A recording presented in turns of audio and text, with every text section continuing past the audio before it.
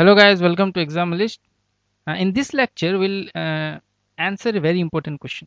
The question is why we were bound to introduce the concept of wave packet in quantum mechanics, and how the idea, how what we have studied about beats in the classical wave mechanics, how that idea is going to help us build the wave packet. Okay, so in quantum mechanics, what we learned? We learned in quantum mechanics that if a free particle has a unique momentum, if the momentum of the particle is known, then the wave function for that particle can be written as a e to the power I p divided by h cross x. Agreed? So this was we have done earlier. So this is a state of definite momentum. It means the momentum is exactly known. So when the momentum is exactly known, now how do you know that the momentum is known? Because when you operate the momentum operator on this psi, you will get this p. So you will get what? You will get this p appearing. We have done this a lot of times in our previous lecture. I hope you recall these things. So what was the momentum operator? Remember, our momentum operator was minus I h cross del by del x. So that's why it is called as a eigen function. This is an eigen function for momentum. We have already discussed this in our last lectures. What do you mean by eigen function, eigen values, etc. So this is an eigen function for momentum. Okay. Then we also saw that if you have a particle which is at a definite position, say the position is x naught, then the wave function that describes a particle with a unique position whose position is exactly known is represented by a delta x minus x naught. Agreed? So this is the wave function of a particle whose position is exactly known. So what is the position? X naught. So how do you find the position? You operate the x operator, the position operator on this psi, and you will get x naught. Okay, x naught psi. Okay. Now these are not good wave functions in quantum mechanics. Why? Because it has problem with the Heisenberg uncertainty principle. You see, here the uncertainty in momentum is what? Zero, because the momentum is exactly known. So if you have Heisenberg uncertainty principle, so remember Heisenberg uncertainty principle, if you multiply the uncertainty in position and uncertainty in momentum, it should be always greater than h cross by 2. Agreed? So if your del p is 0, then automatically your uncertainty in momentum goes to infinity. We have already discussed what is the physical meaning of the uncertainty in position going to infinity. Agreed? In our last lecture. Here what happens? Here the uncertainty in position is 0 because we know the position exactly. So there is no uncertainty. We are not uncertain about its position. We know its position. So what happens to the momentum? The momentum goes to infinity. So the momentum blows up. So these are not good wave function in quantum mechanics. Agreed? So what is quantum mechanics is demanding? The quantum mechanics is demanding that you cannot give a particle a unique momentum. There should be some uncertainty in the momentum. I mean, there should be some uncertainty in the measurement of momentum. What does it mean? So quantum mechanics says that if you have a particle, if you do the first measurement, then you get a momentum p. If you have the same particle, but if you do a measurement after a time t, okay, you do the second measurement, you should get a momentum p dash. You have the same particle, you do a third measurement, and the quantum mechanics says you should get a momentum p double dash. I mean a different momentum. Again, the quantum mechanics says take the same particle, after some time, again measure the momentum. This is your fourth measurement, and somehow you will get the momentum p as you have got in the first measurement. Take the particle again, make the fifth measurement, and quantum mechanics says maybe you will get a momentum which is equivalent to the second momentum. So similarly, what quantum mechanics is saying that you need to have the momentum. So the momentum is what? So momentum is varying. Sometimes the momentum is p, sometimes the momentum is p dash, sometimes the momentum is p double dash. And the quantum mechanics says all these momentum, they occur with a probability. So consider the probability of getting the p is 25%. It means if you make 100% measurement, out of 100% of say if you make 100 measurement, so out of 100 measurement, 25 measurement of the momentum will give you a value of p. Say this achieves a 50% value, the second momentum. It means out of 100 measurement, 50 measurement shows that the particle has momentum p dash, and say this has the rest 25. It means out of 100 measurement, other 25 measurements fetch you the value p double dash. So now if you want to describe the particle, because now what happens is your particle is not having a unique momentum. Here in 1 the particle had a unique momentum, but in case number 3 the particle does not have a unique momentum. So what you can do? So you apply a plan. The plan is, you know that the amplitude gives the probability when you square it. Okay, the amplitude gives the probability when you square it. So what is your plan? You say that okay, my wave function, that is the wave function of this particle whose momentum is uncertain, has say a e to the power I p by h cross x. Great. So a square here is say 25%. So when you do a square, so if the total probability is 1, then what is 25?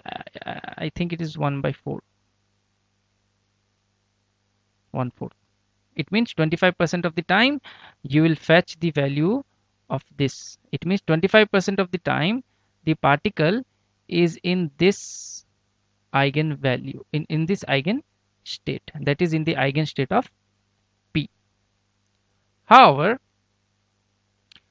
when you continue your measurement, you get also p dash. So you say that okay, my wave function of this particle has also another state, that is e to the power I p dash by h cross x. Agreed? So what is a dash? So a dash is such that a dash square will give you what value? So it must give you 1 by 2. It means out of probability 1, half is the probability that the particle will be found in p dash eigenstate. Agreed? So 50% of the time you might get the particle in p dash eigenstate. But there is a third probability. Okay, so there are again rest 25% of the time it is being found in a different momentum. So that momentum is p double dash. So I can write p double dash by h cross x. So what is a double dash? So a double dash is such that a double dash will give me a value of 1 by 4. Agreed? So let us count what is the total probability. Yeah, so what is the total probability? So total probability should be 1. So if you add all of them, 1 by 4, 1 by 2, so this is the total probability pt. Okay, and the last one is 1 by 4, you get 1. Yeah, things are good, you get your 1. So this is quantum mechanics. So the quantum mechanics says that if you have a particle which has a different probability of being found at a particular momentum state, then what you do is you add them up. Agreed? So the idea of addition was very simple. The idea of addition was very simple. If you have different amount of momentum, different values of momentum, uh, then you just add all the states. Okay, if you just add all the states, this is the superposition principle in quantum mechanics, where you just add the states. Agreed? But this was not sufficient, because we have already only taken three momentum, which is not experimentally feasible. Sometimes we get a long range of momentum. In those cases, we don't write things in discrete form, we write things in continuous form. So what will be the description of a wave? Okay, uh, if there are various momentum that the particle can assume, then let us write. So what will be psi then, when the particle can assume a range of psi, a range of momentum? Then the psi, and this psi is written in this style cat. Okay, we already discussed the notation, is equals to some normalization constant. Just forget the normalization constant. So that is 1 by 2 pi h cross. So we have already discussed why this normalization constant in our previous lectures. Okay, some normalization constant. And instead of, see, what is this? This is nothing but summation. So this was summation from I equals to 1 to 3. Okay, ai, because all three momentum has different amplitude and all three were different momentum. So I, so P with an I divided by h cross x. Agreed? So I was going from 1 to 3, but here now we take all the momentum that has range from minus infinity to infinity, and each momentum has some amplitude of occurring a of p. Agreed? So what is the state? E to the power I p by h cross x dx. So what is the meaning of this wave function? Let us see. It says that this particle whose wave function is psi is such that when the measurement is done so as to calculate its momentum, we find a range of values that can go from minus infinity to infinity. Agreed? I mean, the momentum has values, the momentum is taking all the values. So now you'd say, hey, infinite momentum, is that possible? It's not possible, but theoretically we say it's possible. But its probability of finding this momentum is less, negligible.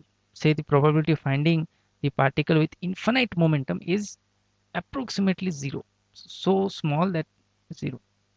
So this a of p decides what will be the probability of what momentum. Okay, the the momentum whose amplitude is more, the square of the amplitude will be more, so the probability of finding the particle in that state will be more. So what is this that we have done here? The thing that we have done here is we have used the eigenstates which were not good wave function themselves, because the eigenstates were not in concur with the Heisenberg uncertainty principle. So because the Heisenberg uncertainty principle said that there should be some uncertainty in momentum, this particular way of writing the wave function is actually assuming different amount of momentum. Like the Heisenberg uncertainty principle says that there should be some uncertainty in momentum. You cannot measure momentum of a quantum particle.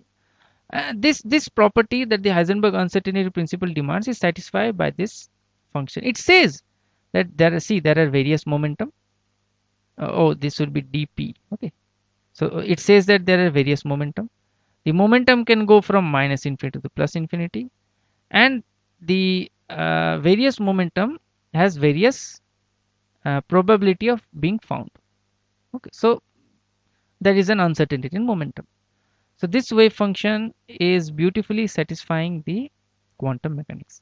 Now question is, you said about beats. We were talking about beats. So why were you talking about beats? So where is beats? So beat is, it is in front of your eye. The the phenomenon of beat is just in front of your eye. This wave function that I have written here,